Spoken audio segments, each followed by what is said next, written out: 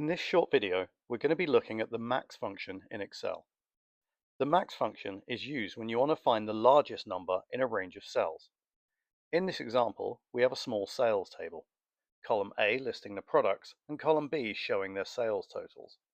What we want to know is what was the highest sales total.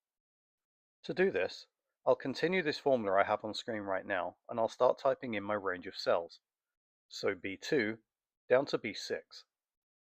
When I hit enter here, we'll see that it gives me the cell with the highest number of 1450.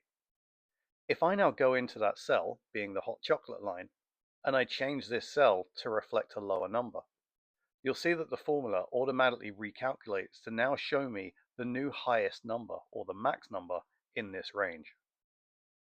And that's it for the max formula.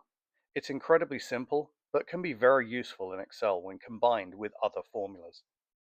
If this video has been useful, please consider liking the video and subscribe to the channel for more Excel tutorials.